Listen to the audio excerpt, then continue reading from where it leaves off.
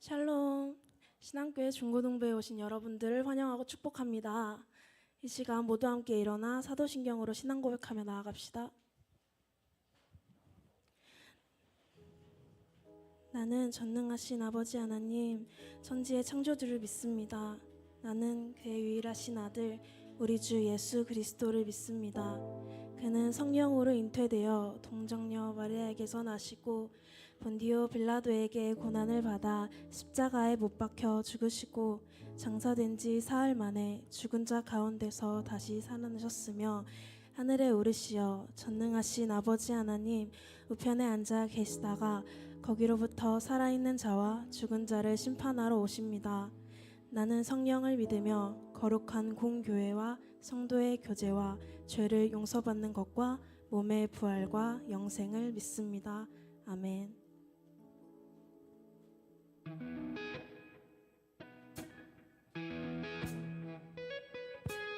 모두 박수치며 기쁨으로 밝은 빛이 가득해 찬양합시다.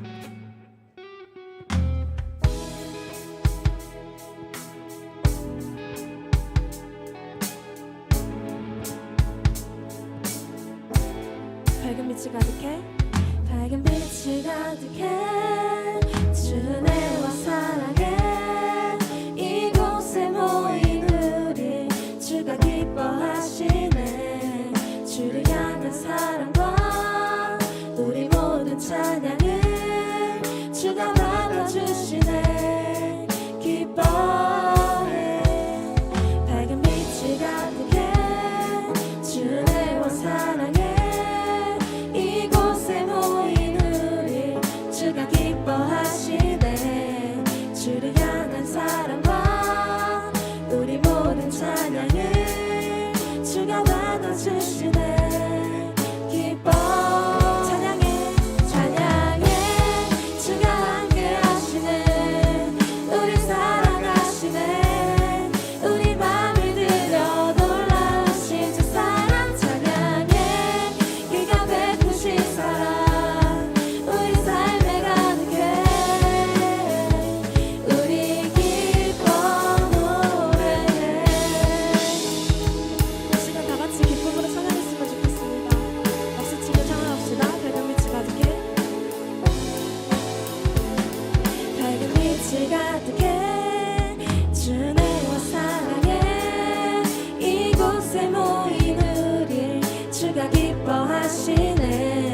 주를 향한 사랑과 우리 모든 찬양을 주가 받아주시네.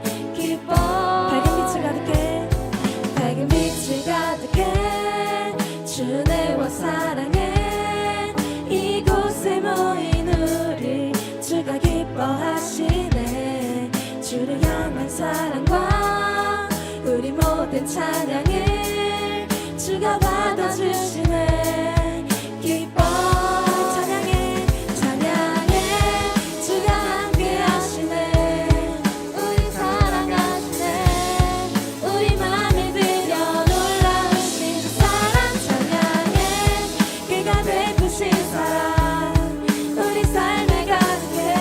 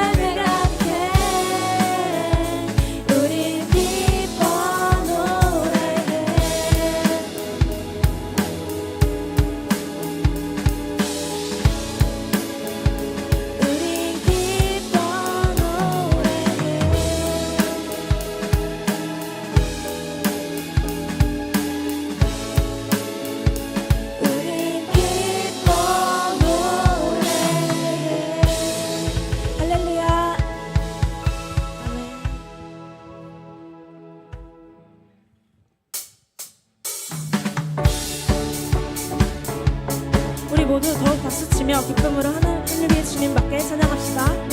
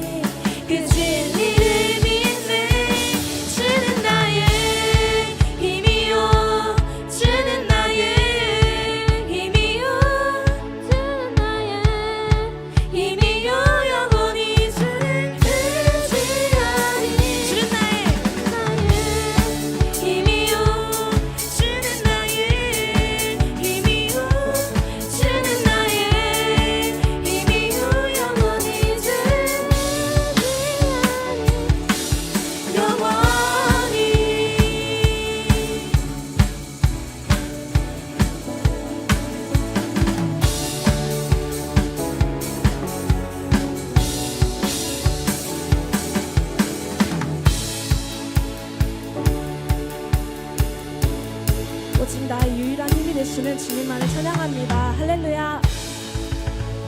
아멘.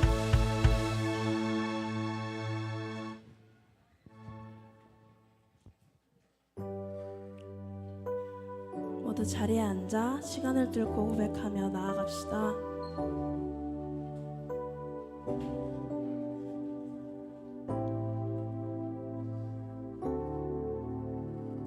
시간을 뚫고 이 땅 가운데 오셨네. 우리 없는 하늘 원치 않아 우리 삶에 오셨네. 자신의 평안 버리고 우리에게 평안 주셨네. 가장 낮은 자의 모습으로 우리 삶에 오셨네. 하나님 우리와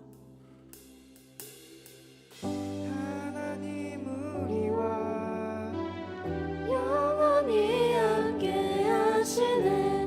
꿈없는 우리에게 그 나라 보여주시네.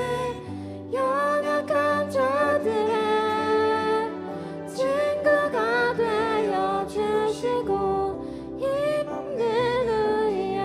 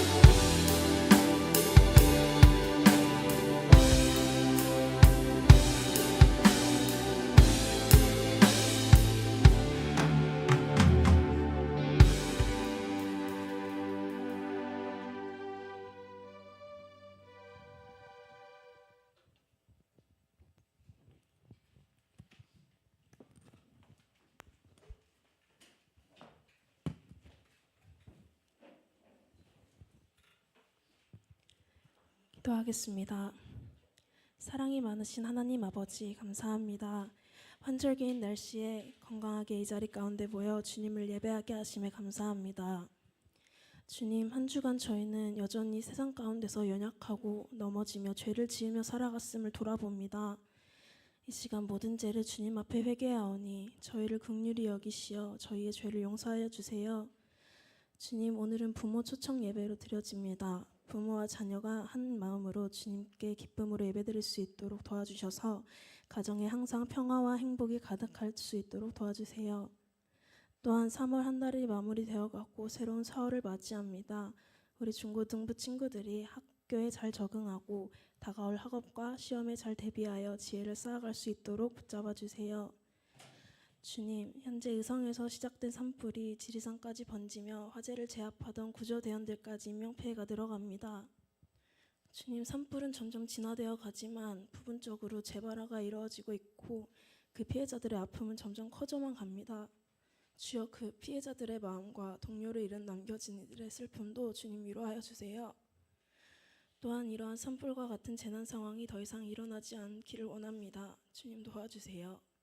이 시간 말씀을 듣습니다. 준비된 마음과 귀로 주님의 말씀을 들을 수 있도록 하시고 오늘 사순절 넷째 주일 탄소금식을 실천하며 정말 하나님의 자녀로 주님의 말씀대로 살아가는 저희가 되게 해주세요. 우리를 사랑하셔서 이 세상 가운데 오신 예수님의 이름으로 기도드립니다. 아멘. 네, 오늘 하나님께서 우리에게 주신 말씀은 마태복음 22장 37절부터 40절까지 말씀입니다. 마태복음 22장 37절부터 40절까지 말씀입니다. 저희가 세번역 성경으로 읽기 때문에 저희가 화면을 보고 함께 읽도록 하겠습니다.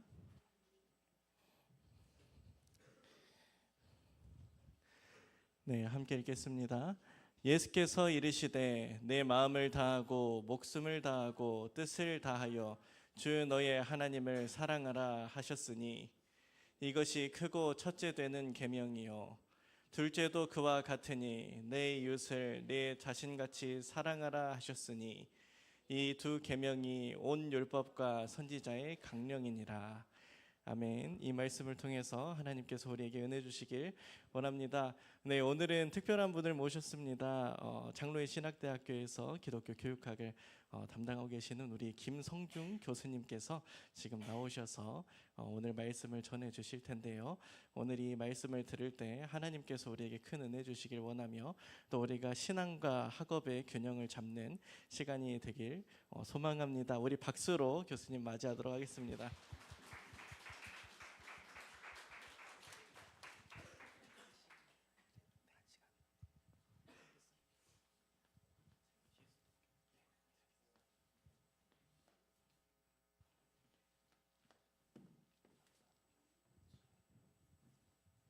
자, 여러분 반갑습니다. 안녕하세요.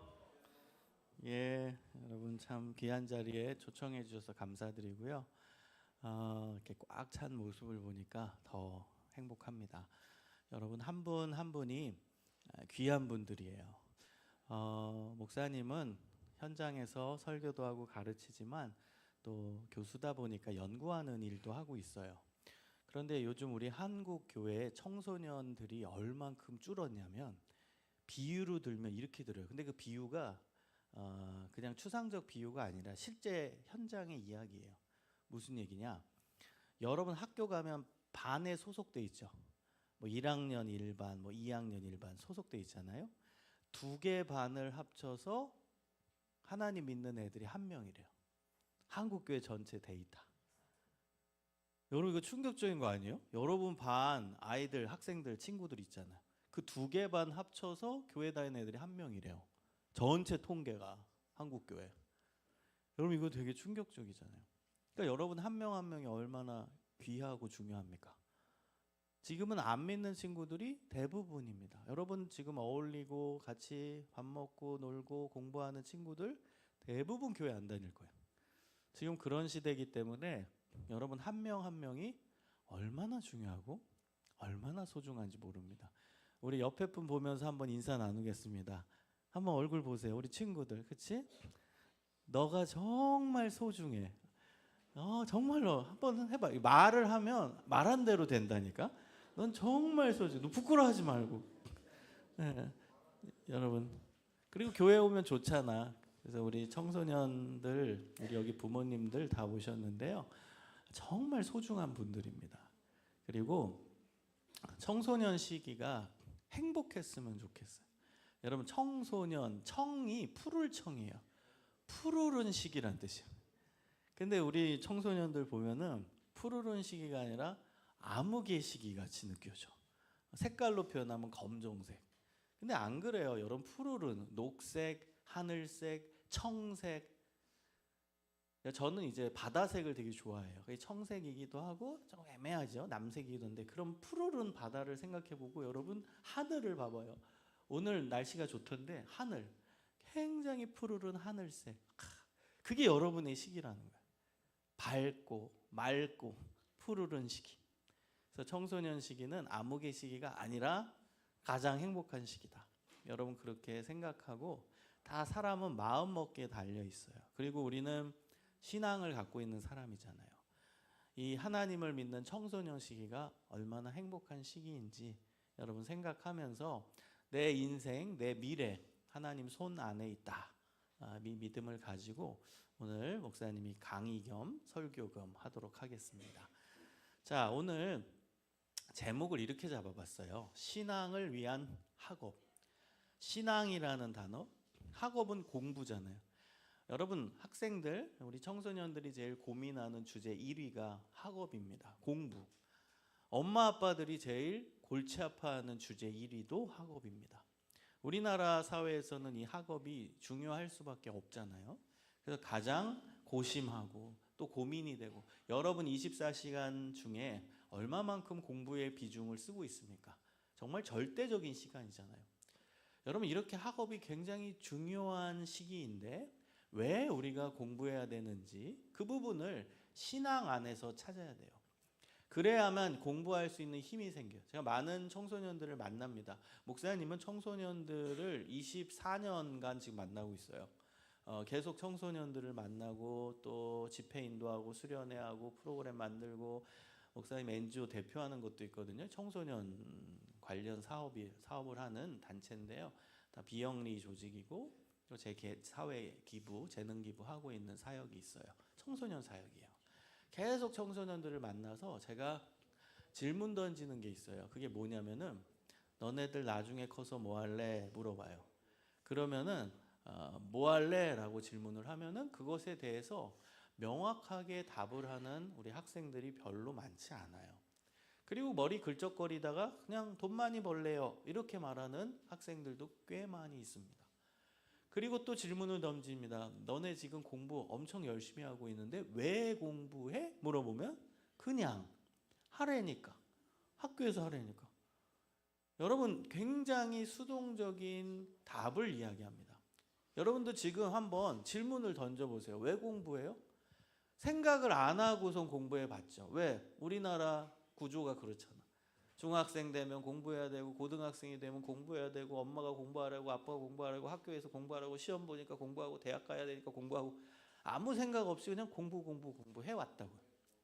그래서 여러분 이 시간에는 왜 공부해야 되는지, 또 하나님을 믿는 사람으로서 이 공부를 왜 해야 되는지에 대한 근원적인 좀 답을 찾을 수 있으면 좋겠습니다. 자, 넘겨주세요.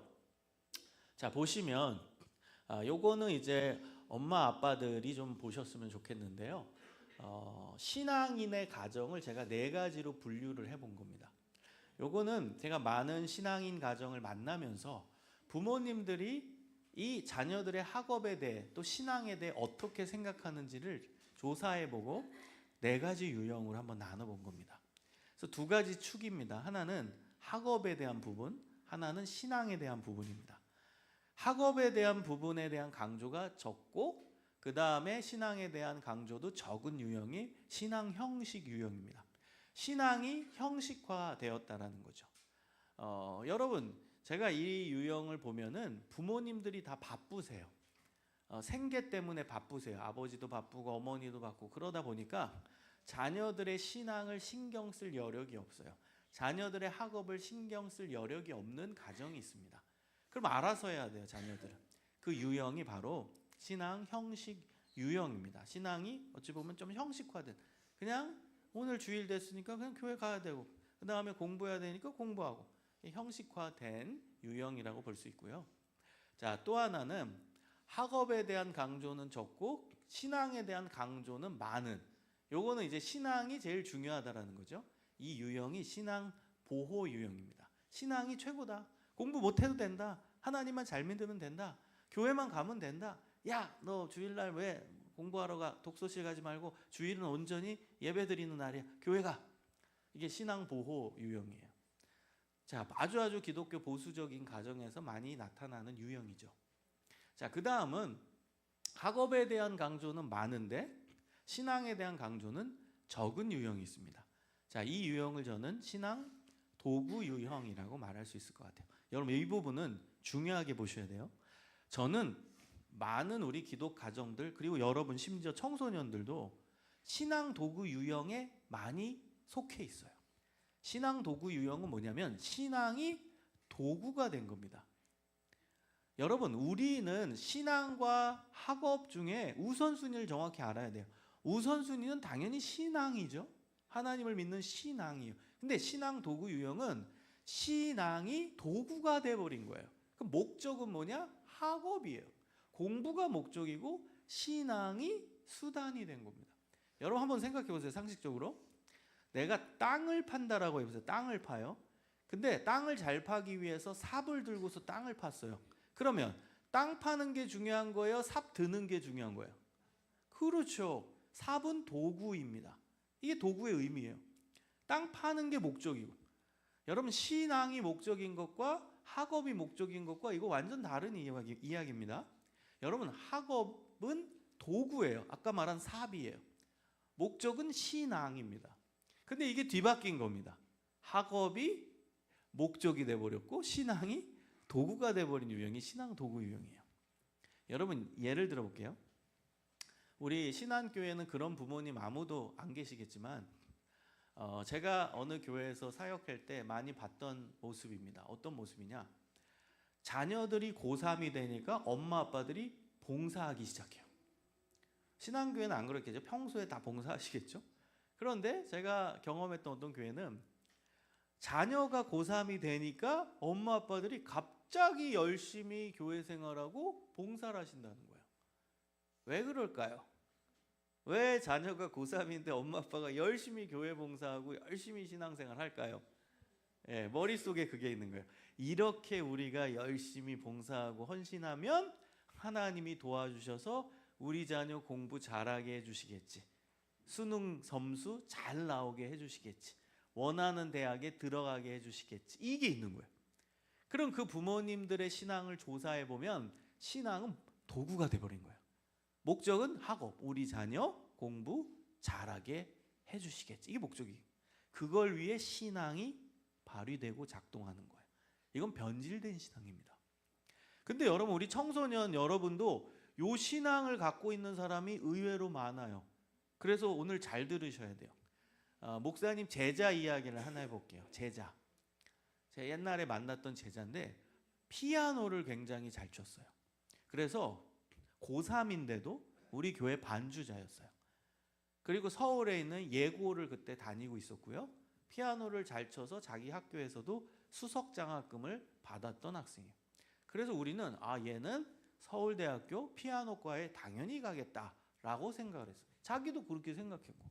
그래서 열심히 피아노를 쳤고 신앙도 좋았고. 그래서 성가대 반주자로 고3 때인데도 했고요. 그리고 수련회 때도 반주 봉사했고 한 번도 고3인데 안 빠졌어요. 그냥 출석만 한 게 아니에요. 반주하려면 여러분 연습해야 되잖아. 성가대 하려면 연습해야 돼. 그 시간까지 다 뺐다라는 거예요. 그런데 대학 입시를 치렀어요. 근데 떨어졌어요. 너무너무 우리도 너무 당황했죠. 저도 그 소식을 듣고. 근데 얘가 떨어지자마자 저를 찾아왔어요. 그러더니 엄청 얘가 표정이 바뀌었어요. 무서워. 그러면서 저한테 막 뭐라고 해대는 거예요. 제가 하나님으로 보이나 봐요. 무슨 이야기냐? 하나님한테 막 해대듯이 저한테 하는 거예요. 어떻게 하냐? 왜 내가 대학 떨어집니까? 내가 그렇게 신앙생활 잘했는데 왜 내가 대학 떨어지냐고요. 내가 안 떨어뜨렸는데 나한테 막 뭐라고 하는 거예요. 내가 이렇게 신앙생활을 잘하고 반주봉사 다 하고 다른 친구들은 고3이라고 교회도 빠지고 그 다음에 나오기도 제대로 나오지도 않았는데 난 한 번도 안 빠지고 성가대 봉사까지 다 했는데 왜 내가 대학 떨어지냐고, 왜 내가 떨어져야 되냐고 막 나한테 그러는 거예요. 내가 안 떨어뜨렸어요. 여러분, 이 학생의 마음은 제가 충분히 공감하죠. 그리고 위로해주고 다 했죠. 근데 여러분, 이 학생의 신앙도 분석해 봅시다. 여러분, 솔직히 이 결과로 봤을 때는 이 학생이 열심히 봉사하고 고3인데도 안 빠졌던 이유가 결국 뭐였어요? 대학 입시였던 거예요. 그 대학 입시를 위해 신앙생활 열심히 했던 거죠. 그러니까 딱 대학 입시 떨어지니까 이렇게 나오는 거예요. 내가 왜 떨어지냐고. 내가 이렇게 열심히 했는데 왜 떨어지냐고. 신앙생활 열심히 했는데. 이게 신앙 도구 유형입니다. 신앙이 도구가 돼버린 거예요. 목적이 학업이 돼버린 거고 대학이 돼버린 거고. 이게 변질된 신앙입니다. 여러분, 그래서 우리가 추구해야 되는, 우리가 붙잡아야 되는, 우리가 해야 되는 유형은 신앙, 학업, 통합 유형입니다. 이게 뭐예요? 신앙과 학업이 같이 갈 수 있다. 그러나 여러분, 둘 다 중요하다는 뜻이에요. 순서는 정확히 알아야 돼요. 신앙이 우선이고 학업이 도구예요. 그러니까 신앙 도구 유형과 반대입니다. 신앙 도구 유형과 반대예요. 이걸 달리 말하면 또 학업 도구 유형입니다. 이해하셨죠? 학업이 수단이고 신앙이 목적이에요. 아까와 반대예요. 신앙의 목적을 위해 학업이 필요한 거예요. 하나님을 위해 공부가 필요한 거예요. 하나님을 위해 내 미래가 필요한 거예요. 내 대학 가는 게 필요한 거예요. 이게 신앙, 학업, 통합 유형이에요. 그래서 여러분 이제부터 정확하게 기억을 하십시오. 신앙이 목적이다. 학업은 도구다. 내가 지금 공부하는 이유는 신앙 위해서, 내 미래를 위해서. 근데 그 미래는 하나님의 꿈, 하나님의 꿈을 위해서 학업이 필요하다. 여러분 이렇게 살아간다면 하나님이 여러분 안 도와주시겠어요? 당연히 도와주시죠.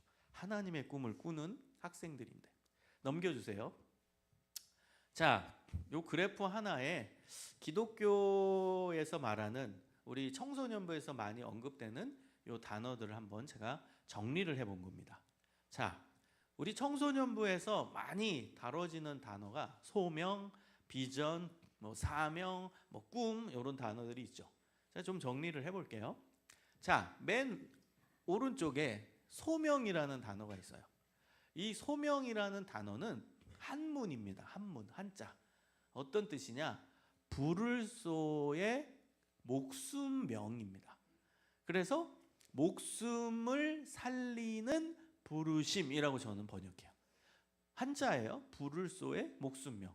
목숨을 살리는 부르심. 목숨을 살리기 위한 부르심이에요. 여러분 보세요. 우리 기독교 신앙의 제일 핵심은 우린 죄인이라는 거예요. 지금 사순절 기간이죠. 우리 죄를 씻으시기 위해 예수님 오신 거잖아요. 그래서 우리는 죄인이에요. 그래서 죽을 수밖에 없는 존재예요. 그런데 하나님께서 우리를 불쌍히 여기셔서 그 죽음의 세계에 있지 말고 나와라. 너 생명의 빛으로 나와라. 예수님의 복음으로 들어와라 라고 부르셨어요. 이게 소명이에요. 이게 어디 나오냐? 베드로전서 2장 9절에 나와요. 베드로전서 2장 9절에 보면 너는 택한 족속이요 왕같은 제사장들이요 거룩한 나라요 그의 소유가 된 백성이니 이는 너희를 어두운 데서 불러내어 그의 기이한 빛에 들어가게 하시니에 아름다운 덕을 선포하게 하려 하심이라. 이렇게 나와요. 자, 그 중간에 어두운 데서 불러내어, 이게 소명이에요. 어두운 데는 죄거든요. 죄가 있으면 죽거든. 영적으로 죽어요. 그러니까 하나님이 너 죄 가운데 더 있지 마. 나와. 너 죄 가운데 있지 말고 나와서 기이한 빛. 이게 영어 성경으로 보면 wonderful light라고 나와요. 놀라운 빛, 복음의 빛, 예수님의 빛으로 들어가라. 그게 구원이니까. 그렇게 불러내다. 이게 소명이라는 단어의 뜻입니다. 자, 여러분에게 질문을 드릴게요. 부모님 포함입니다. 예수님께서 나를 죄 가운데서 불러내서 내 죄를 다 씻으시고 복음의 빛 안으로 들어가게 하신 것을 믿습니까? 정말 믿어요? 여러분, 믿는다면 그 사람은 소명에 응답한 사람이에요. 나와 그 부르심에 네 나갈게요. 저 예수 믿을게요. 그 부르심에 응답한 사람이에요. 그 사람은 소명에 응답했다라고 말합니다. 여러분, 이게 왜 중요한 줄 아세요? 요 그래프를 보면 이 소명에 대한 부분이 명확하지 않으면 그 다음 단계로 나아갈 수가 없어요. 그래서 중요한 거예요. 예수님이 내 죄를 씻어주시고 나를 예수님의 복음의 빛 안으로 들어가게 하셨다라는 걸 믿는 것이 너무너무너무 중요합니다. 그게 되어야 그 안쪽의 비전을 얘기할 수 있어요. 여러분, 예수님 믿죠? 다시 한번 물어볼게요. 예수님 믿으십니까? 여러분, 예수님을 믿어야 돼. 우리가 여기서 왜 예배드려요? 예수님 믿으니까 모였죠. 여러분, 교회의 정의를 꼭 아십시오. 우리 청소년 시절부터 알아야 돼요. 교회 여기 지금 오는데, 매주 오는데 왜 오는지는 알아야죠. 교회는 예수 그리스도를 구주로 모신 사람들의 모임, 이게 교회의 정의예요. 예수 그리스도를 구주로 모신 사람들의 모임. 예수님이 구주예요. 그러니까 여러분 한 명 한 명 예수님 나의 구원자, 예수님 나의 구주라는 믿음을 다 갖고 있어야 돼요. 그 사람들이 모여있는 모임이 교회입니다. 자, 그래서 이 소명에 대해 응답한 사람은 그 다음 비전을 이야기할 수 있어요. 비전. 여러분, 비전은 이게 원래 라틴어예요. 고대 로마어인데요. 보다라는 뜻을 갖고 있어요. 보다. 이게 영어화된 거예요. 영어도 비전이 있죠. 보다예요. 보다. 비전. 자, 그런데요, 이 비전을 다른 말로 하면 목적입니다. 목적. 예를 들어 볼게요. 우리 신한교회의 비전은 무엇인가? 이거 무슨 뜻인 줄 아세요? 우리 신한교회는 뭘 바라보고 갈 것이냐. 비전은 보다라고 했죠. 뭘 보고 갈 것이냐. 그 말인즉슨 신한교회의 존재 목적은 뭐냐 이거예요. 내 인생의 비전은 뭐냐? 달리 말하면 나는 뭘 바라보고 가야 되냐 이 뜻이고요. 돌려 얘기하면 내 인생의 목적이 뭐냐 이런 뜻이에요. 그래서 여러분, 비전은 인생의 목적인 거예요. 왜 사냐요? 왜 사냐? 여러분, 왜 살아요? 우리 청소년들 이런 거 생각 안 해봤죠? 왜 살아요? 제가 들었던 제일 슬픈 답이 뭔지 아세요? 죽지 못해 살아요. 청소년이 한 말이에요. 마음 아프지 않아요, 여러분? 여러분 지금 엄마 아빠 없으면 이렇게 말할 친구들이 있을 거예요. 너무 마음이 아프고 속상해요. 죽지 못해 살아요. 여러분, 왜 사는지에 대한 근원전 답을 찾으면 좋겠어요. 왜 사는지. 뭐 여러분 돈 많으면 좋겠죠. 돈 벌기 위해 살아요. 이럴 수도 있어요. 어른들도 그럴 수 있어요. 돈 벌기 위해 살아요. 뭐 행복하기 위해 살아요. 대학 가기 위해 살아요. 뭐 여러 답이 나올 수 있는데 근원적인 인생의 목적을 찾은 사람은 흔들리지 않아. 그 사람은요, 중심을 잡고 살아갈 수 있어요. 그 목적이 성경에 나오겠죠. 왜? 하나님이 우리를 이 땅에 보내실 때는 목적을 부여하시고 보내셨을 테니까. 성경에 보면 하나님이 우리를 왜 만드셨는지 그 인생의 목적이 나옵니다. 여러분, 몇 군데만 제가 알려드릴게요. 이사야 4321 외우기도 쉬워요. 이사야 4321. 자, 이사야 43장 21절에 보면 이렇게 나옵니다. 이 백성은 내가 나를 위하여 지었나니 나를 찬송하게 하려 함이라. 여러분, 하나님이 우리를 만드셨는데 이유는 하나님을 찬송할 존재가 필요했는데 그 존재가 인간이라는 거야. 그래서 우리가 하나님을 찬송하라고, 찬양하라고 우리를 만드셨다라는 거예요. 자, 또 하나의 구절 알려드릴게요. 고린도전서 10장 31절. 고린도전서 10장 31절에 보면 그런즉 먹든지 마시든지 무엇을 하든지 다 하나님의 영광을 위하여 하라. 인생의 목적이에요. 뭘 하든지 하나님의 영광을 위해서 하래요. 여러분, 성경에 이런 내용이 너무 많이 나와요. 하나님의 영광을 위해 살아라. 하나님께 찬양을 돌려라. 하나님을 찬송하라. 여러분, 이 모든 인생의 목적이 나온 구절들을 종합하잖아요. 그러면 어떤 답이 딱 나오는 줄 아세요? 한번 따라해 봅시다. 하나님을 기쁘시게 하라. 이게 답이에요. 여러분 하나님을 찬양하는 거 하나님을 기쁘시게 하는 거예요. 그렇죠? 하나님께 영광을 돌려라 하나님을 기쁘시게 하는 거예요. 그래서 하나님의 은혜를 생각해라 뭐 여러 인생의 목적이 나와요. 근데 그걸 다 종합하면 결국 하나님을 기쁘시게 하라예요. 그래서 여러분 비전은 뭐냐? 목적이라고 했어요. 그 목적은 하나님을 기쁘시게 하라. 이게 인생의 목적입니다. 자, 그 다음 안쪽으로 들어가면 사명이라는 단어가 나옵니다. 사명. 그럼 한번 따라해 보시겠습니까? 사명이란 비전의 구체화이다. 풀어서 한번 다 같이 또 따라해 봅시다. 사명이란 하나님을 기쁘시게 하기 위한 비전을 내 삶 속에서 이루는 삶의 과제, 삶의 모습이다. 여러분 이게 사명이에요. 비전은 하나님을 기쁘시게 하는 거라고 했죠. 하나님을 기쁘시게 하기 위한 그 비전을 내 삶 속에서 이루는 삶의 모습, 삶의 과제. 여러분 이것이 바로 사명입니다. 그러면 한번 물어볼게요. 비전은 저와 여러분이 같을까요? 다를까요? 비전. 하나님을 기쁘시게 하는 게 비전이라고 했죠. 여러분과 제가 그 비전이 같을까요? 다를까요? 같죠. 저도 하나님을 기쁘시게 해야 되고 여러분도 하나님을 기쁘시게 해야 돼요. 그러면 사명은 여러분과 제가 같을까요? 다를까요? 다르죠. 왜? 삶이 다르니까.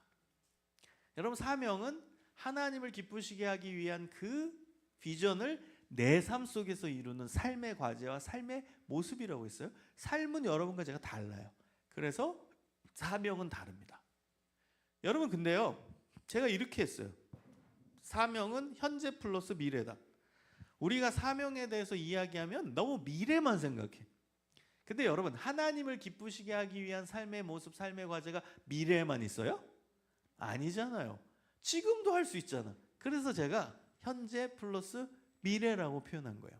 그리고 그 안쪽에 들어가면 꿈이라는 단어가 나오는데 꿈은 아직 안 이루어졌잖아요. 그래서 미래의 사명을 꿈이라고 하자. 그러니까 사명이라는 요 용어에서 미래에 해당되는 것이 바로 꿈입니다. 꿈. 미래에 하나님을 기쁘시게 하기 위한 삶의 모습, 삶의 과제. 이게 꿈이에요. 그리고 그 안쪽에 들어가면 직업이 있잖아요. 직업이 제일 중요해서 안쪽에 넣은 게 아닙니다. 직업은 도구입니다. 아까 도구 설명했죠? 땅 팔 때 삽. 그 삽의 역할을 하는 게 직업입니다. 그러면 목적은 뭐예요? 꿈이 목적이고 사명이 목적이고 비전이 목적인 거예요. 그걸 위해 직업이 있는 거예요. 근데 우리 청소년들과 제가 대화를 나눠보면 안타까운 게 뭐냐면 다 머릿속에 뭐밖에 없어요? 직업밖에 없어요. 나중에 뭐 할래? 뭐 연예인 할래요? 뭐 미술가 할래요? 뭐 변호사 할래요? 뭐 의사 될래요? 교사 될래요? 다 직업이에요. 여러분 직업은 땅 파는 데 필요한 삽입니다. 그럼 여러분이 고민해야 될 건 뭐예요? 땅 파는 거. 진짜가 뭐냐? 그거 갖고 뭐 할래가 더 중요한 거예요. 여러분 교사 돼서 뭐 할래가 더 그게 답이 있어야 돼. 학창 시절에. 그냥 교사가 끝이 아니야. 나 뭐 변호사 될래. 이게 끝이 아니라고요. 나 어디 회사 들어갈래. 끝이 아니라. 그래서 그거 갖고 뭐 할래가 있어야죠. 그게 꿈이고 그게 사명이라니까요. 하나님을 기쁘시게 하기 위한 삶의 모습, 삶의 과제. 그게 뭘까를 고민하는 시기가 청소년 시기예요. 단순히 직업 뭐 가질래? 이건 학교에서 해줘. 여러분 학교에서 뭐 선생님이랑 진로 상담도 하잖아. 그러면 그 최종은 결국 직업이야. 어느 과 갈래? 그래서 그 과와 직업이 연결되니까. 근데 우리 기독교 안에서는 그 직업은 수단에 불과해요. 하나님은 솔직히 얘기하면 여러분이 어떤 직업을 가든지 관계없어. 별로 관심 없으셔. 하나님은. 그거 갖고 뭐 할래가 더 중요한 관심이 하나님은. 여러분이 어떤 뭐 직업 갖고 싶다 있죠. 뭐 의사 될래요? 간호사 될래요? 뭐 근데 하나님은 그거 갖고 뭐 할래? 거기에 관심이 있어요. 그거가 명확해야 하나님 여러분 반드시 도와주십니다. 그래서 그 부분을 찾는 게 학창 시절에 여러분의 과제예요. 자, 넘겨주세요. 자, 그래서 여러분 그 직업 뭐 중요해요. 직업도 여러분 이게 삽이라고 했잖아. 삽. 땅 파는데 잘 파지면 좋을 거 아니야. 그렇죠? 잘 파지면 좋죠. 삽이 좀 좋은 삽이어서 땅을 잘 팔 수 있으면 좋으니까 여러분이 직업이라는 것도 사실 고민이 많을 겁니다. 솔직히 제가 1대1로 여러분 지금 상담하면은 다 직업 고민이 될 거예요. 뭐 어느 과에 갈 것이냐. 우리나라는 그 과가 중요하게 보는 이유가 뭐 대학도 중요하죠. 근데 과와 직업이 연결되기 때문에 뭐 국어국문학과에 간다. 그러면 이제 국어교사와 연결이 되는 거죠. 근데 법학과 간다. 그럼 법조인이 되는데 연결되죠. 그러니까 당연히 이 과를 정하는 게 굉장히 심각하고 또 진지한 주제가 될 수밖에 없죠. 여러분 고등학생들 있죠? 그럼 이제 과를 정하는 게 이제 뭐 머리 아프죠. 어느 과를 정할까? 이게 여러분 뭐 직업과 연결된다고 보기 때문에 직업이 중요한 건 맞아요. 그러나 우리는 그 직업도 고민하고 어떤 직업을 가는 게 나는 맞는가도 고민하지만 그 다음 그걸 갖고 뭐 할래도 같이 고민해야 되고 오히려 그게 더 중요한 고민일 수 있다는 거예요. 자, 그렇다면 먼저 직업을 좀 한번 찾아볼게요. 여러분이 어떤 직업을 택하는 것이 좋을까? 그 삽, 땅을 파는 데 필요한 삽, 어떤 삽을 가지는 게 좋을까? 요걸 한번 제가 고민해보고 여러분에게 나누려고 합니다. 목사님은 청소년 진로 상담을 많이 하고 또 전문가예요. 그리고 관련 책도 몇 권 쓰고 또 우리나라 분야에선 진로교육학에서는 또 많은 활동을 하고 있어요. 그래서 여러분에게 또 진로에 대한 부분은 그래도 전문가로서 도와줄 수 있으니까 한번 그 내용을 살펴보도록 할게요. 자, 요즘에 재능에 대해서 뭐라고 얘기하냐? 그 공부하는 이제 연구 전문가들은 뭐라고 얘기하냐?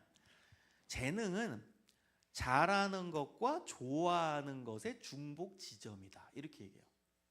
옛날엔 그냥 잘하는 것만 재능이라고 했는데 요즘은 좋아하는 것도 재능. 이게 당연히 연결되겠죠. 좋아하니까 계속하니까 잘하게 되고 잘하니까 좋아하게 되고 이게 연결이 되는 건 맞아요. 그래서 여러분이 그 미래 직업에 대해서 고민할 때는 잘하는 게 뭔지 좋아하는 게 뭔지 그 중복 지점이 뭔지를 좀 찾는 노력을 해야 돼요. 부모님들도 우리 자녀들을 볼 때 자 보세요. 잘하는 것에 대해서 아이디어를 제공해주는 교육학 이론이 하워드 가드너의 다중지능 이론입니다. 이거 학교에서 이런 검사하신 분도 있을 거예요. 다중지능 검사. 그러나 그 검사는 이 하워드 가드너라는 학자가 만든 게 아니에요. 그거는 그 이론을 갖고 여러 단체들이 자기네들 입맛에 맞게 만든 거지. 하워드 가드너는 이론가입니다. 이론만 얘기할 뿐입니다. 이 사람은 하버드 대학교의 교육학과 교수입니다. 자, 이 사람이 이제 제안하는 이제 잘하는 것의 영역, 즉 재능의 영역은 처음엔 7가지 얘기하다가 8가지 얘기하다가 끊어지지 않았어요. 9가지 얘기하다가 그다음 계속될 수 있다까지 나왔어요. 그러나 정설로 받아들이는 재능의 영역은 8가지 정도로 이야기할 수 있습니다. 자, 보세요.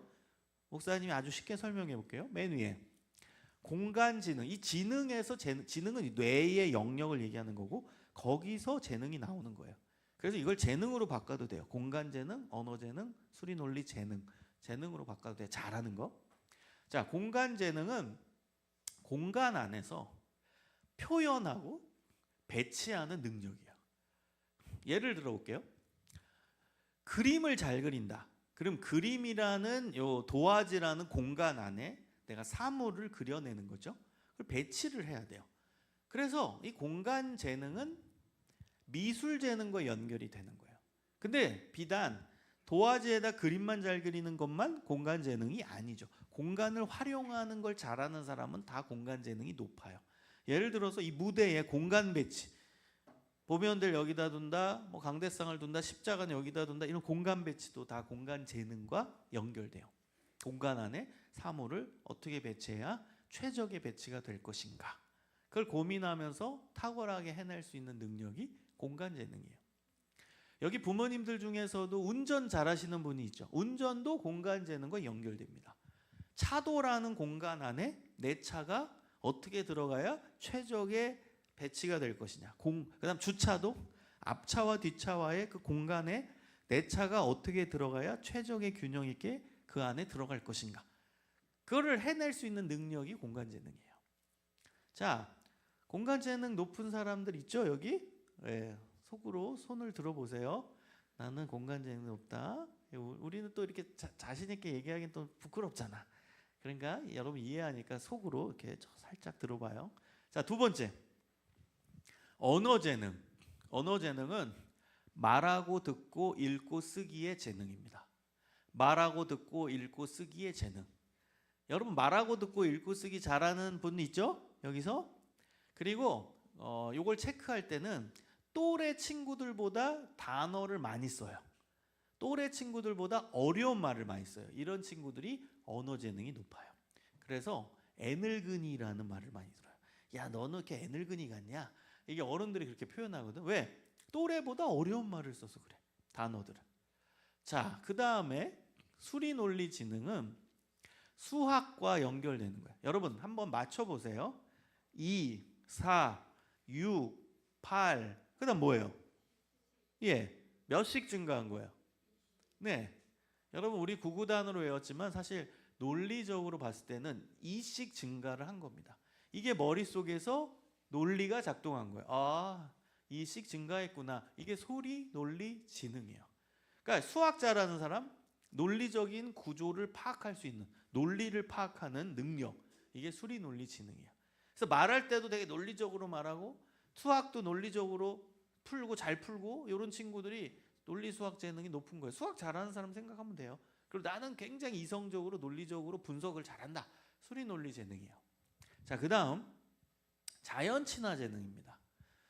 자, 예를 들어 제가 길을 가고 있어요. 그런데 고양이가 쓰러져 있어요. 그럼 여러분 어떻게 반응해요? 1번, 나는 고양이 옆에 가서 쓰다듬어주고 얘 왜 어디 아픈지를 봐주고 동물보호센터에 전화해야 된다. 손 들어보세요.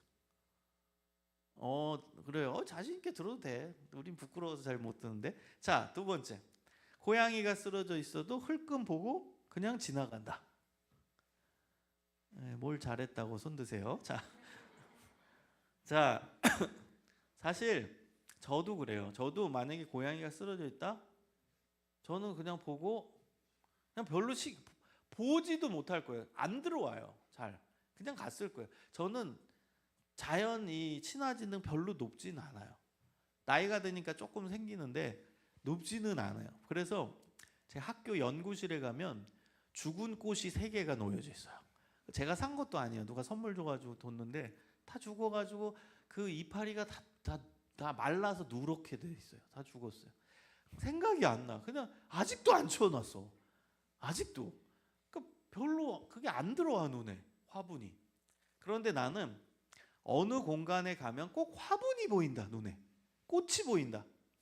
네, 있어요. 그런 분들은 자연 친화 지능이 높은 거예요. 자연을 사랑하는, 꽃을 사랑하고 나무를 사랑하고 동물을 사랑하는 자연 친화 재능이 높은 거예요. 자, 그다음 인간 친화 재능입니다. 인간 친화 재능은 사람을 좋아하고 사람을 사랑하고 사람 사이에서 주도하고 싶은 그런 능력을 가진 사람이 이 인간 친화 재능이 높은 사람들이에요. 이런 거예요. 학교에서나 반장하고 싶고 부반장하고 싶고 회장하고 싶고 뭐 이렇게 주도하길 원하는, 교회에서도 그다음 내가 맨날 여기 회장 있죠, 회장. 우리도 중고등부 회장 있죠, 회장 뭐 부회장 뭐 이렇게 나와가지고 하고 싶은 이런 사람들은 지금 인간 친화 재능이 높은 사람들이에요. 친구 많고. 자, 그 다음이요, 자기 성찰 지능. 자기 성찰 지능은 자기 자신을 성찰하는 능력입니다. 성찰은 뭐냐면 내가 부족한 게 무엇인가, 내가 고쳐야 될 게 무엇인가, 내가 반성할 것이 무엇인가를 생각해내는 능력입니다. 여러분 머릿속에 지금 너무 복잡한 사람들 있죠. 어떤 것 때문에 복잡하냐? 자기가 실수한 거 없는지를 계속 생각하느라고 복잡한 사람들이 있어요. 예를 들면 오늘 점심 때 친구랑 스타벅스 가가지고 차를 마시고 대화를 했어요. 그리고 밤에 이제 집에 와가지고 고민하는 거예요. 나 오늘 말 실수한 거 없나? 걔한테 이 말 왜 했지? 걔 상처받을 것 같아. 걔 표정 안 좋던데. 내가 왜 그 말 했을까? 있지요. 그게 지금 머릿속에서 성찰 재능이 돌아가고 있기 때문이에요. 그래서 이런 분들은요, 주변에서 착하다라는 평가를 많이 받아. 왜냐면 행동에 되게 조심스러운 거야. 내가 실수한 거 없어야 되는데, 내가 걔 상처 주면 안 되는데 너무 조심스러운 거예요. 그래서 주변에서 착하다라는 평가를 많이 받아. 그리고 자기 성찰 재능이 높은 사람들은요, 보통은 공부를 잘해요. 왜냐하면 실수 안 하려고 노력하거든. 그래서 완벽주의적인 성향을 이 자기 성찰 재능이 높은 사람들이 갖고 있어요. 실수 안 하려고. 자, 나는 자기 성찰 재능이 높다. 이거 자랑스럽게 난 높다. 그래요, 좋아요, 다 들고 있어요. 다 이거는 또 자신 있게 드네요. 자, 공부를 잘해요. 보통은 완벽주의적 성향을 갖고 있어서. 예외도 있습니다. 예외도 있다라는 걸 여러분 꼭 기억하시고요. 자, 그 다음에 음악 지능이에요. 음악 재능. 음악 지능은 여러분 알다시피 악보를 보고 리듬, 계명, 음정에 맞게 연주할 수 있는 능력입니다. 여기 찬양팀 아까 있었는데 찬양팀. 자, 우리 전도사님이 드럼 치시던데요. 아까 보니까. 그렇죠? 예, 드럼도 잘 치시고. 자, 우리 여기 찬양팀 있는데 악기를 잘하는 사람들이 지금 음악 지능과 연결되는 거예요. 어떤 사람은 그럴 거예요. 노래 잘하는 것도 음악 재능 아닐까요? 아닙니까? 맞아요. 그러나 아닐 수도 있어요. 여러분 노래 잘하는 사람을 조사를 해봤더니 어떤 사람은 목소리 톤이 좋은 거예요. 그리고 악보를 보고 노래하라고 하면 못 불러 잘. 다른 걸 불러. 그러니까 음이 안 맞아. 있어요. 이 사람은 음악 재능은 아니에요. 목소리 자체가 그냥 좋은 거지. 그래서 더 정확하게 체크하는 거는 악보를 보고 리듬, 계명, 음정에 맞게 연주할 수 있는 능력. 이게 음악 지능과 더 가깝습니다. 악기 잘 다루는 분. 그래서 악기를 잘 다루는 사람은요, 복합 악기를 다뤄요. 여러분 악기 여기 키보드 잘 치는 사람 다른 악기 가르치면 금방 합니다. 다른 사람보다 더 빨리 해요. 그래서 보통 악기를 잘하는 사람은 하나의 악기를 쓰지 않아. 여러 악기를 다룰 줄 알아요. 이게 음악 재능이에요. 자, 다음입니다. 신체 운동 재능. 신체 운동 재능은 뭐겠어요? 운동이에요. 좀 더 자세히 말하면 지구력, 유연성. 여러분 한번 몸을 움직여 보세요. 유연한 사람. 유연해. 그다음 허리도 움직이고 유연해. 그다음 오래 달리기 잘하고. 그다음에 뭐 축구해도 전후반 90분 거뜬히 뛸 수 있고. 지구력이 높은 사람들. 이런 사람들이 신체 운동 지능과 관계가 됩니다.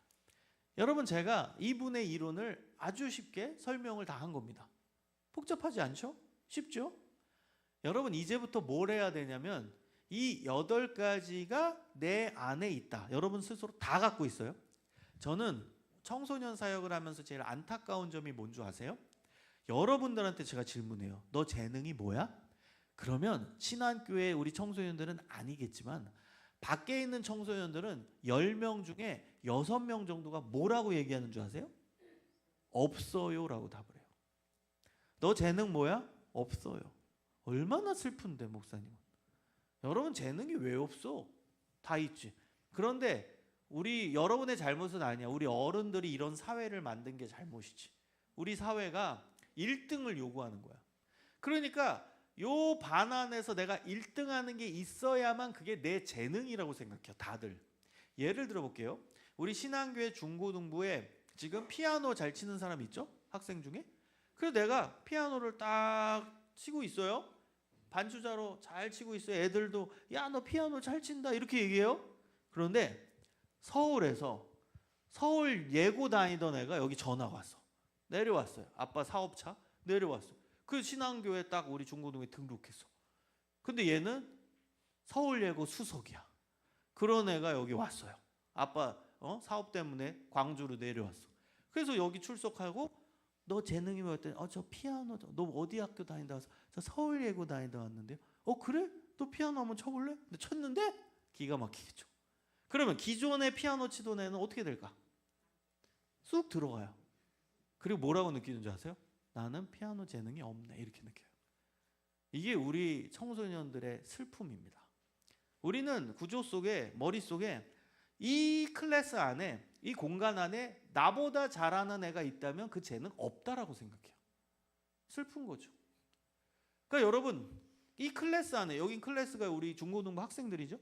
이 안에서 1등하는 게 있어야 그게 내 재능이라고 본다고요. 그게 얼마나 어려운 거예요. 1등하기가. 그래서 여러분 제일 먼저 재능 체크할 때는 옆 사람 비교하지 않는다예요. 이게 전제입니다. 옆 사람 비교하지 않는다. 내가 쟤보다 잘한다, 쟤가 나보다 못한다. 요거 보는 거 아니에요? 옆 사람 절대 보는 게 아니다. 이게 체크 1번.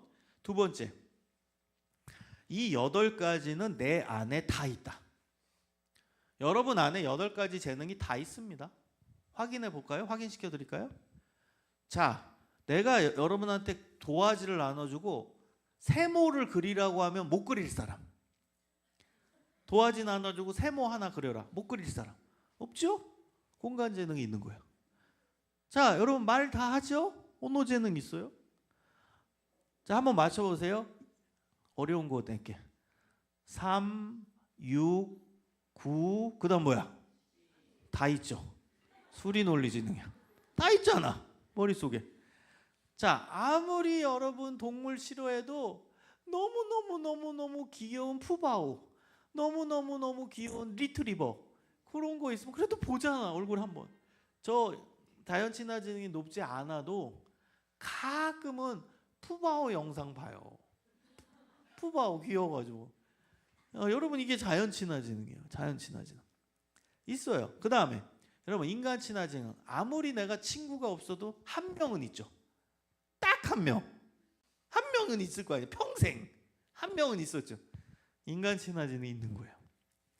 자, 그 다음에 아무리 성찰을 안 해도 1년에 한 번 수련회 때 회개기도는 하시죠. 회개기도. 이게 성찰 지능이에요. 자기 자신을 부족함을 찾는.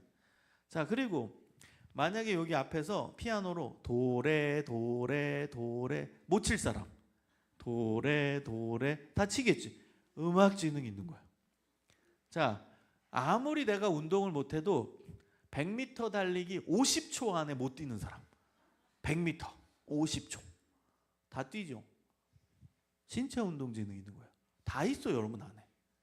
그래서 재능 체크할 때는 이 8가지 재능이 내 안에 다 있다. 자, 이걸로 전제로 하는 거야. 준비됐어요? 네, 그걸 믿어야 돼요. 옆 사람 비교하면 안 되고. 여러분 EBS에서 다큐프라임에서 아주 이거를 한국형 이 다중지능 모델을 연구를 했어요. 그래서 여러 사회에서 잘 나가는 사람들 샘플 조사를 해서 다중지능 연구를 했는데 결론은 뭐냐? 이 8가지 중에 자기가 가지고 있는 상위 3가지의 재능이 어떤 직업의 특성과 맞아떨어진다면 그 사람은 그 직업을 갖고 성공할 수 있다. 행복하게 살 수 있다. 이게 결론이었어요. 되게 대대적 연구였어요. 저는 그걸 인정합니다. 동의합니다. 자, 한번 보세요. 간단해요. 8가지 중에 자기가 가지고 있는 상위 3가지 재능이 어떤 직업적 특성과 맞아 떨어질 때 그 사람은 성공할 수 있다요. 저의 샘플을 볼게요. 여러분 맞춰보세요. 저는 8가지 중에 제가 갖고 있는 높은 상위 3가지가 뭐일 것 같아요? 언어 맞아요. 그 다음 저를 잘 아시네요. 인간 친화 재능. 그 다음에 성찰 잘 안 해요. 자, 뭘 것 같아요? 예? 언어 해도 나왔어요. 인간 친화도 나왔고. 자연 아직 아까 말했잖아요. 자연은 내 방에 꽃 죽은 거 3개 있다고. 공간 재능 어떻게 하십니까? 공간 아닙니다.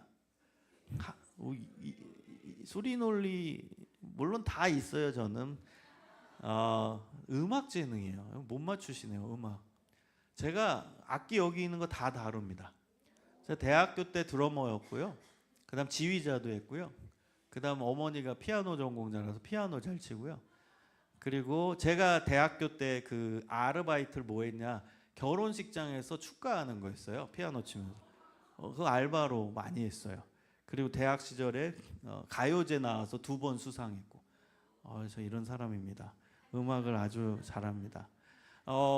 여러분 제가 지금 3가지 여러분 재능을 얘기하셨잖아요. 인간 친화 재능, 그 다음에 음악 재능, 그 다음에 언어 재능.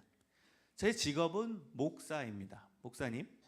목사라는 직업군과 맞아 떨어져요? 안 맞아져요? 맞아 떨어지죠. 자, 목사님 언어 지능 중요해요? 계속 설교문 짜고 설교해야 되죠. 언어 지능이에요. 음악 지능 중요해요? 예, 찬양 관련된 사역이 많죠. 그 다음에 인간 친화 재능 중요해요? 중요하죠. 목사님의 제일 큰 업무가 뭔지 아세요? 신방 상담입니다. 계속 사람 만나는 거예요. 그래서 저는 제가 가지고 있는 상위 세 가지가 목사라는 직업군과 맞아 떨어진다는 거예요. 그래서 저는 정말 재밌게 지금까지 목회도 해왔고, 그 다음에 설교도 재밌게 하고, 그 다음에 다 좋아요. 제가 하는 일에 대해서 만족을 누려요. 그러니까 성과도 잘 나오고, 그래서 많은 곳에서 저를 불러서 저는 다니면서 설교도 하고 강의도 합니다.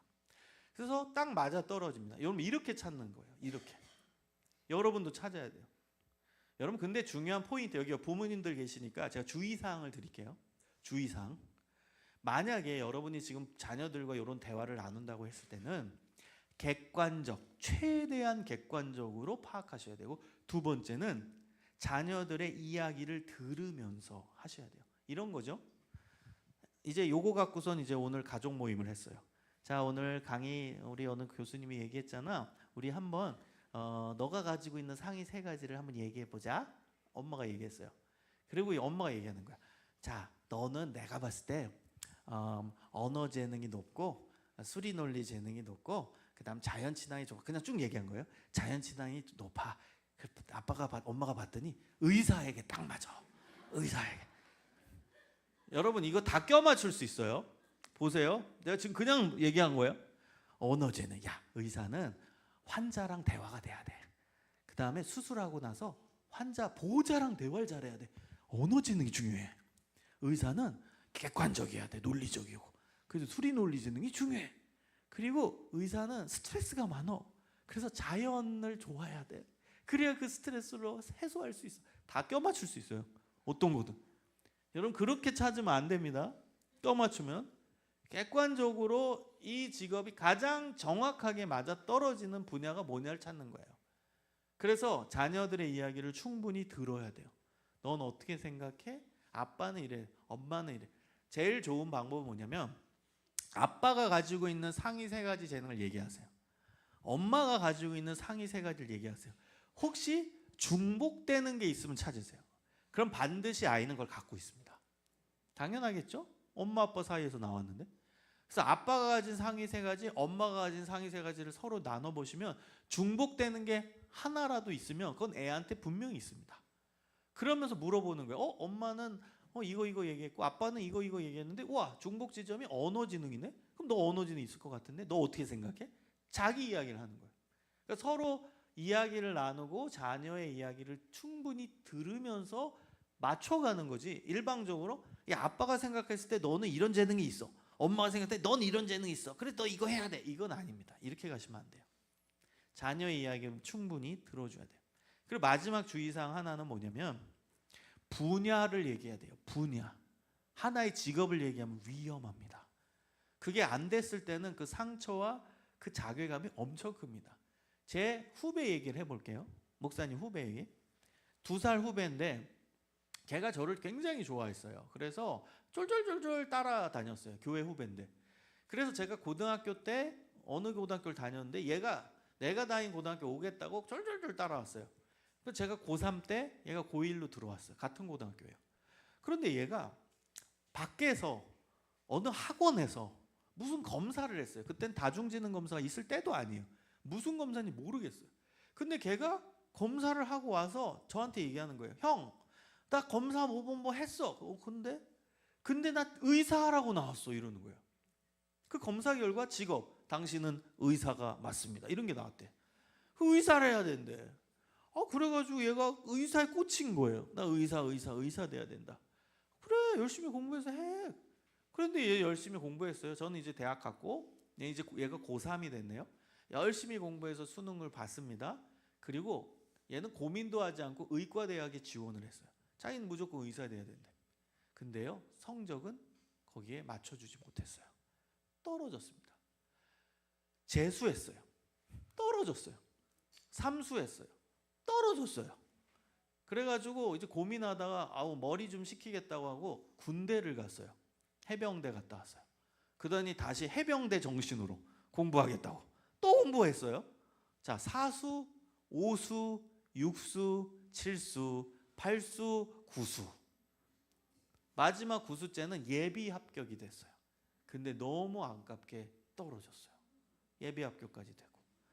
얘가 너무너무 힘들어서 이제 저를 찾아왔어요. 제가 거의 뭐 형이지만 멘토처럼 했거든요.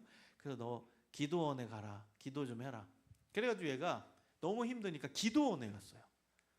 자기 짐 싸들고 한 달 동안 기도원 들어간다고 기도원에 갔는데 2주 만에 나왔어요. 근데 얘가 얼굴이 밝은 거예요.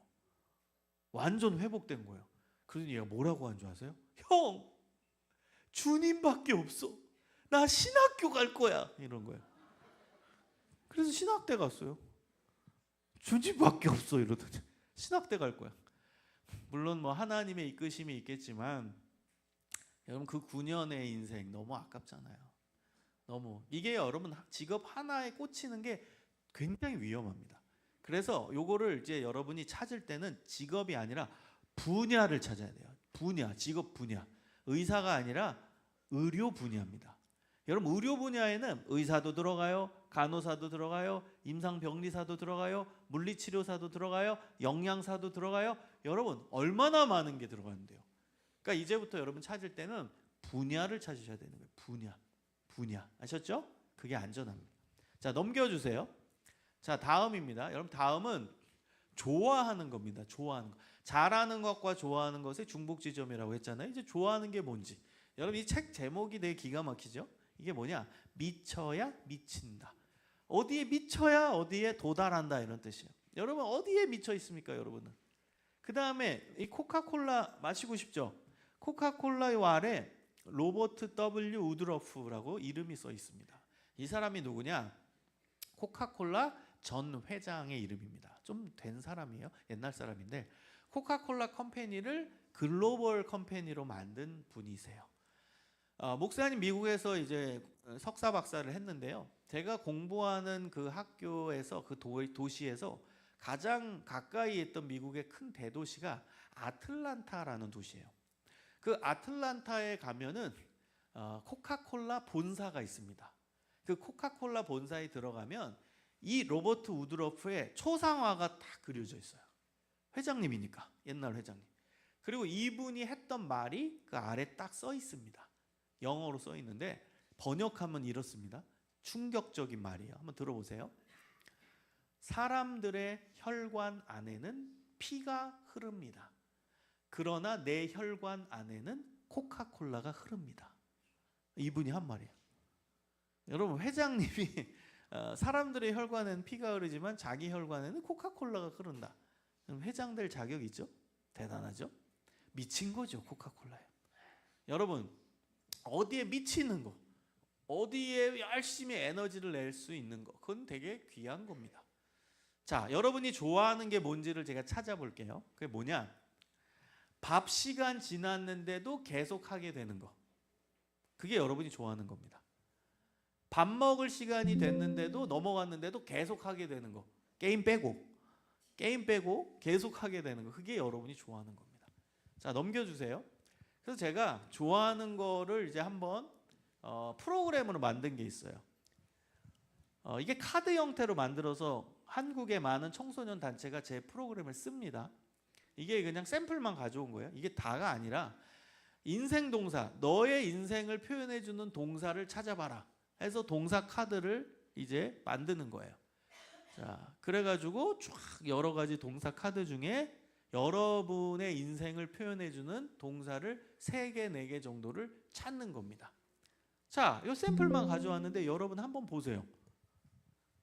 이것도 이제 시간 관계상 이제 저만 샘플을 보면은 이 카드 중에 3개를 뽑아라. 김성중의 인생을 표현해주는 동사가 뭔지를 찾아봐라 했을 때는 저는 가운데 3번째 줄에 있는 함께하라.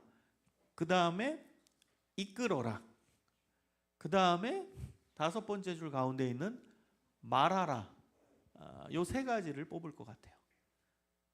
함께하라, 이끌어라, 말하라. 여러분 제 직업이 목사지만 또 대학 교수입니다. 그럼 교수라는 직업과 이게 기가 막히게 제가 껴맞춘 거 아닙니다. 맞아떨어져요. 교수는 학생들과 계속 함께해야 됩니다. 계속 함께해요. 그렇고 선생이니까 또 이끌어야 되는 게 있어요. 그러면서도 밥만 먹고 계속 말해요. 그게 교수입니다. 그래서 저는 함께하라, 이끌어라, 말하라 요 세 가지의 인생 동사가 맞아떨어져요. 정확하게. 교수라는 직업과.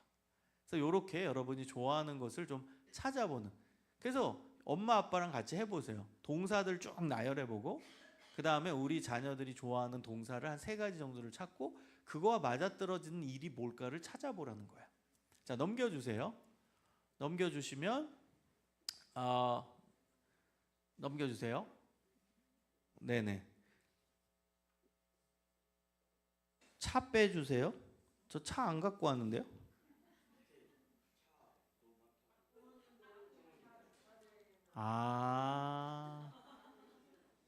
그래서 이렇게 차 빼러 많이 나가시구나. 예. 차를 안타깝네요. 차를 빼주세요. 네. 자, 부모님들 차 아래에 있으면 빼달라고 말씀해 주시네요. 뭐 복잡한 것 같아요. 자, 계속 집중하세요. 여러분 이게 이제 클라이막스입니다. 제일 핵심입니다. 여러분 오늘 본문을 보면은 하나님께서 기뻐하시는 게 뭔지, 여러분 아까 제가 비전에 대해서 이야기를 할 때 이런 얘기했잖아요. 비전은 하나님을 기쁘시게 하는 거라고. 하나님을 기쁘시게 하는 내용이 오늘 읽은 내용이에요. 본문 내용. 한마디로 여러분 하나님 사랑, 이웃 사랑이에요. 예수님께서 말씀하십니다. 가장 큰 두 계명이 무엇인가? 첫 번째는 하나님을 사랑하라. 두 번째는 내 이웃을 내 자신같이 사랑하라. 한마디로 하나님 사랑, 이웃 사랑이 여러분 가장 큰 두 계명이래. 그리고 뭐라고 얘기하냐? 이것은 선지자의 강령이다. 율법과 선지자의 강령이다. 이게 무슨 뜻이냐면요. 구약 성경 전체를 얘기하는 거예요. 구약 성경 전체가 율법과 선지서예요. 율법서와 그 다음에 선지서, 역사서까지 다 들어가는 구약 성경 전체를 얘기하는 거예요. 그러니까 한마디로 구약 성경 전체의 내용, 그 당시엔 구약 성경밖에 없었으니까 예수님 시대에는 성경 전체의 내용이 하나님 사랑, 이웃 사랑이라는 거예요. 이게 하나님이 기뻐하시는 내용이에요. 그럼 우리가 하나님을 기쁘시게 하려면 하나님 사랑, 이웃 사랑을 실천해야 된다는 거예요. 그런데 중요한 점이 있습니다. 하나님 사랑, 이웃 사랑은 떨어져 있지 않고 연결돼 있어요. 하나님 사랑하는 게 이웃 사랑인 거고 이웃 사랑하는 게 하나님 사랑하는 거예요. 연결돼 있습니다. 요한일서가 그걸 정확하게 보여줘요. 이웃을 사랑하는 게 하나님 사랑하는 거다. 연결돼 있다. 여러분 그렇다면 이걸 갖고 우리의 진로에 대해 고민하는 거야. 그러면 내가 하나님 기뻐하시는 꿈을 꾸며 살아가기 위한 핵심은 뭐예요? 이웃을 찾는 거예요. 그 이웃을 사랑하는 거예요. 그 이웃을 사랑하는 게 하나님 사랑과 연결되니까, 이게 하나님을 기쁘시게 하는 거니까, 이게 사명이니까. 자, 그래서 여러분 학창 시절 동안 요 5가지 질문에 대한 답을 찾으세요. 나는 어떤 대상 만나면 부담되지 않고 편한가? 난 어떤 대상을 만나면 즐거움과 기쁨이 오는가? 나는 어떤 대상을 만나면 대화가 잘 되나? 나는 어떤 대상과 함께하면 일이 아니라 쉼으로 느껴지는가? 나는 어떤 대상을 만나면 공감과 긍휼함이 들고 그들의 문제를 해결하기 위해 돕고 싶은 마음이 드는가? 여러분 이 5가지 질문에 대해서 답을 찾아보십시오. 학창시절 가운데 어떤 답입니까? 그 답을 찾고 그 답을 가지고선 계속 오세요. 예. 32부 3282 231로 1032 자동차 빼달라는 요청입니다. 여기 주차란이 심각하군요. 자, 그래서 여러분 이 5가지의 이제 질문에 대해서 여러분 답을 찾으셔야 돼요. 이거 되게 중요합니다. 여러분 김성중 목사는 요 5가지 질문에 대해서 누구라고 답이 나올 것 같아요? 맞춰보세요. 누구라고 답이 나올 것 같아요? 내가 지금 누구 만나고 있지? 학생 중에 누구? 좀 더 구체적으로. 여러분, 중고등부 학생들, 청소년. 저는 이 5가지 질문에 대한 답이 청소년입니다. 그러니까 제가 왜 굳이 아침에 광주 와서 여러분 만나겠습니까? 예? 저는 어른 예배 설교 많이 하거든요. 거의 주일에는. 근데 여러분 이 시간에 여러분 만나서 지금 설교하고 있잖아. 왜? 좋아서. 이 5가지 질문에 대한 답이니까. 왜 나는 방학도 없이 방학 땐 캠프 가서 애들 계속 만나고 목사님이 주최하는 캠프도 있어요. 제 시간 내고 제 재능 내고 제가 기부해서 하고 있어요. 왜 그럴까요? 굳이 이 5가지 질문에 대한 답이 청소년이니까요. 자, 저는 여러분 만나면 부담이 되지 않고 편안한 마음. 제가 이 자리에 오면서 긴장하고 왔을까요? 여러분 긴장된다는 건 일로 느껴지는 거예요. 부담되니까. 근데 부담이 안 돼요. 두 번째, 여러분 만나면 여러분 자도 난 기뻐요. 나는 청소년 수련회 가면 이래요. 여러분 주무시고 싶으면 주무세요. 이래요. 자고 싶으면 자세요. 그래요. 편해. 근데 여러분 만나면 즐거워. 세 번째, 대화가 잘 돼. 여러분 얘기도 들어봐야겠지만 나는 청소년과 대화가 잘 된다고 생각해요. 그래도 여러분 1대1로 얘기하면 속에 있는 얘기 꺼내거든. 자, 그리고 우리 청소년들과 만나면 쉼으로 느껴져요. 오늘도 제가 일로 안 느껴져요. 일로 느껴진다면 저는 안 할 거예요. 그 다음에 5번째, 그러면서 저는 여러분 만나면 마음에 어떤 긍휼함이 들고 뭔가 돕고 싶어. 우리 청소년들의 문제를 해결해 주고 싶어. 그래서 저는 청소년들을 만나서 일을 하고 있는 거예요. 여러분도 찾아보라는 거예요. 여러분의 이웃을. 제 제자 이야기를 간단히 한번 해볼게요. 대학교 제자입니다. 대학교 제자인데 대학교 4학년이 되도록 뭘 해야 될지를 못 찾은 거예요. 그래서 대학교 4학년 1학기 때 저를 찾아왔어요. 교수님, 저 뭐예요? 저 뭐 해야 될지 모르겠어요. 그래서 제가 이 비슷한 질문을 주고 답을 찾아오라고 했어요. 2주 만에 답을 찾았어요. 이 친구가. 그리고 저한테 와가지고 교수님 답을 찾았어요. 그래, 너 여기 답이 누군데? 했더니 뭐라고 얘기하는 줄 아세요? 할아버지 할머니래. 할아버지 할머니? 왜? 그랬더니 자기는 어린 시절에 할아버지 할머니 손에 컸대요. 그래서 할아버지 할머니가 이 질문에 대한 답이라는 거예요. 그래서 하는 얘기가 자기는 할아버지 할머니를 만나면 너무 편하대. 그리고 즐겁대. 대화도 잘 된대. 그리고 그냥 할아버지 할머니랑 뭘 하면 쉬는 것 같대. 그러면서도 할아버지 할머니에 대한 그런 불쌍한 마음이 들고 돕고 싶더래. 그래서 제가 뭐라고 한 줄 아세요? 그럼 너 명확하다. 할아버지 할머니 대상으로 일하면 돼. 그게 너의 사명이야. 그래서 함께 찾은 도구인 직업이 뭐였냐? 노인복지요양사였어요. 그래서 관련 직업은 자격증을 요해서 반학기 동안 6개월 동안 자격증 딸 준비를 하고 결국 자격증을 땄어요. 현재는 노인복지요양사로 일하고 있습니다. 여러분 이해하셨죠? 그러니까 나의 이웃을 찾는 거예요. 그게 핵심이에요. 그게 하나님 기뻐하시는 우리의 삶이고 우리의 모습이고 우리의 사명의 이야기라는 거예요. 넘겨주세요. 자, 다 됐어요 이제. 여러분 요거는 이제 참고로 보십시오. 좋은 모델을 찾으십시오. 학창 시절에는 좋은 모델, 사명의 모델들을 찾아야 돼요. 하나님 사랑, 이웃 사랑을 실천하는 좋은 모델들을 어디서 찾냐? 유튜브에 여러분 간증이라고 치면 많이 나와요.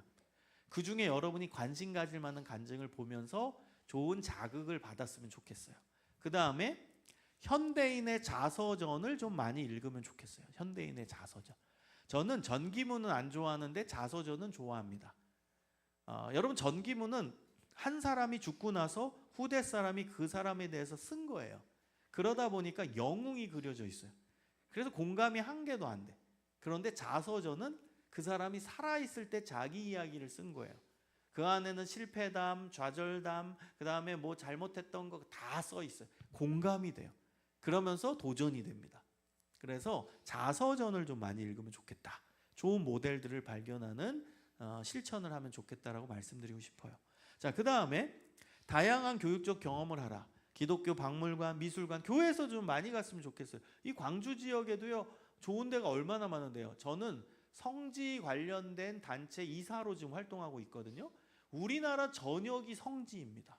어디 가나 성지가 있어요. 선교사님의 유적, 그다음 선교사님들의 이 활동했을 때 기관들, 그다음에 뭐 역사적인 건물들, 여러분 광주도 얼마나 많습니까?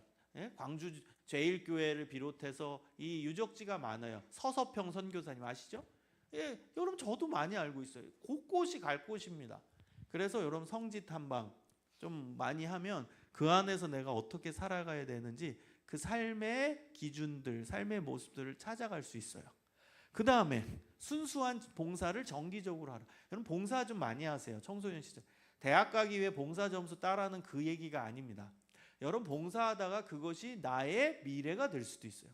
제 제자 한 명은 고등학교 때 NGO 단체에서 봉사했거든요. 근데 봉사를 하다가 거기에 꽂혀서 나는 NGO에서 일해야겠다. 그래서 대학교를 사회복지학과를 나왔고 지금은 자기가 고등학교 때 봉사했던 기관에 NGO 직원으로 일하고 있어요. 그러니까 그게 자기의 진로가 될 수도 있다라는 거예요.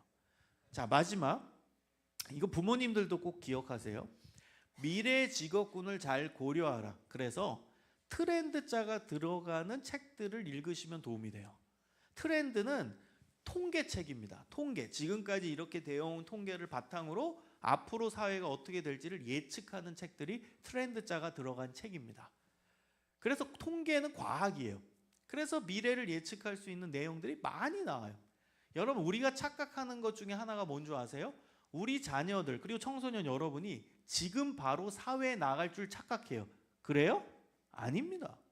예를 들어 내가 중3이다. 그럼 여러분이 사회에 나갈 시점은 고1, 고2, 고3, 대1, 대2, 대3, 대4 뭐 1, 2년 휴학한다 그러면 10년 후예요. 여러분 10년 후에 사회에 나가는 거예요. 지금 나가는 게 아닙니다. 그래서 지혜로운 사람은 10년 후에 사회가 어떻게 변화될 것인지를 예측하는 눈이 있어야 돼요. 여러분 지금 10년 전과 10년 후 지금 비교해 보면 어마어마하게 사회는 달라졌죠.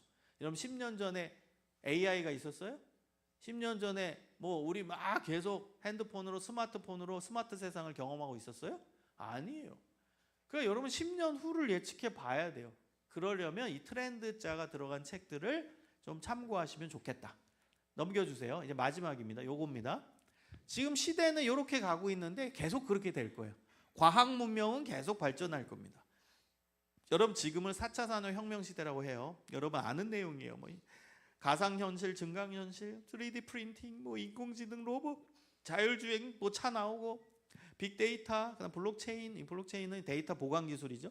신소재, 스마트폰 하나로 세상을 경험하는 스마트 세상. 이게 지금 살아가는. 그러다가 바이러스 왔고 2020년도에 그러면서 계속 올 수도 있다. 이런 생명공학이 중요해지는 시대. 과학은 계속 발전할 거예요. 의학은 계속 발전할 거예요. 그러면서 동시에 뒤로 돌아가는 레트로 산업도 계속 발전할 거예요. 여러분 인간에게는요 앞으로 나아가고자 하는 미래지향적 본능이 있고 과거로 돌아가고 싶은 과거 회귀 본능이 공존합니다. 이게 인간이에요. 옛날 걸 좋아해요 우리는. 여러분 코로나 기간에 요즘 시기에 코로나 지나고 몇 년 이 통계를 보면 대부분 여기 학교 다니죠. 근데 이제 학교 안 다니는 학교 밖 청소년들이 있어요. 학교 밖 청소년은 국가가 동아리 활동을 지원해줘요. 근데 이 학교 밖 청소년 친구들이 제일 많이 가입한 동아리 중에 하나가 뭔 줄 아세요? 필름 카메라 동아리예요. 필름 카메라 알아요? 24장, 36장 찍는 거. 그 화질도 안 좋고 틀리면 안 되고. 왜 청소년들이 거기 동아리에 가입할까요? 여러분 그게 인간미가 있고 좀 따뜻하고 그 다음에 뭔가 새롭고 그 다음에 그 안에 무슨 감성적인 게 들어가 있고 화질도 약간 흐려져 보이고 여러분 이걸 인간은 좋아한다는 거예요. 그래서 레트로 산업이 계속 번창할 거예요. 대학생들이 최근 5년간 가장 많이 가입한 동아리, 대학 동아리는 LP판 동아리랍니다. 이건 뉴스에 몇 번 나왔어요. LP판 동아리. 최첨단 영상을 보는 대학생들이 찌직찌직하는 LP판을 들어요. 이게 인간의 감성 본능입니다. 옛날 거에 대한 향수, 그리움. 이게 옛날의 그 따뜻함 좋아한다는 거예요. 여기 디지털 시계 있죠? 여러분 디지털 시계 이제 벌써 이제 11시니까 저는 이제 압박감이 들어요. 이제 끝내야지. 근데 여기 만약에 아날로그 시계가 있다. 그럼 어떤 줄 아세요? 이게 10시 58분인지 7분인지 내 해석이 가능해요. 이게 여유를 준다는 거예요. 이게 아날로그적 감성이라고 해요. 그래서 인간은 레트로 산업도 계속 번창해. 옛날 거 따뜻함, 그 다음에 뭔가 인간미가 있는. 그래서 앞으로 여러분이 나아갈 시기에는 두 가지가 더 공존할 겁니다. 미래지향적인 과학기술은 계속 발전하고 거기에 맞춰서 산업들이 계속 생겨날 거예요. 반면에 옛날 거 다시 끄집어내는 산업도 계속 발전할 거예요. 이 레트로 산업이에요. 그러면서 여러분이 사회를 예측하면서 내가 어떤 영역으로 나아갈지를 좀 고민할 수 있으면 좋겠습니다. 여러분 너무 잘 들어줘서 고맙고요. 오늘 좀 더 사실 길게 해야 되는데 그냥 축약해서 말씀을 드렸어요. 그래서 그래서 중요한 건 뭐다? 우린 삽을 준비해야 된다. 중요한 건 땅 파는 거다. 땅 파는 것이 하나님을 기쁘시게 하는 사명이다. 그리고 삽은 직업이다. 그래서 두 가지를 고민을 같이 해야 돼요. 그래서 내가 어떤 직업을 가질지, 그리고 그걸 통해 어떻게 하나님을 기쁘시게 하는 삶의 모습, 삶의 과제로 나아갈 것인지, 그것을 찾을 수 있는 이 학창 시절이 됐으면 좋겠어요. 부모님들도 그 부분을 학생들 도와줘야 되는 거예요. 이게 명확하다면 하나님께서 반드시 여러분의 삶을 인도하시고 여러분의 꿈을 지지하시고 도와주실 것이라고 믿습니다. 신앙교회 모든 청소년 여러분, 그리고 부모님, 하나님 기뻐하시는 삶으로 나아가시기를 간절히 축복합니다. 기도하겠습니다. 하나님 감사합니다. 하나님 기뻐하시는 삶을 살게 하여 주시며 하나님을 위한 공부, 하나님의 꿈을 준비하는 학업의 시간이 되게 하여 주시옵소서. 우리 자녀들 품어주시고 하나님의 큰 그릇으로 삼아주시고 주님께서 기뻐하시는 삶을 살아갈 수 있도록 보살펴 주옵소서. 예수 그리스도의 이름으로 기도합니다. 아멘. 네, 강의해 주신 우리 교수님께 뜨거운 박수 부탁드립니다. 감사합니다. 잠시만요.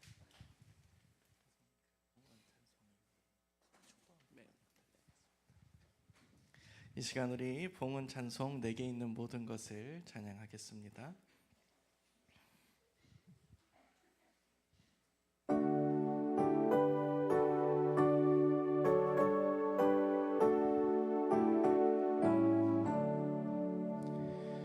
내게 있는 모든 것을 아낌없이 드리네.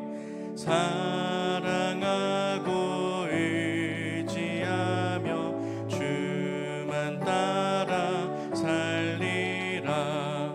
주께 드리네.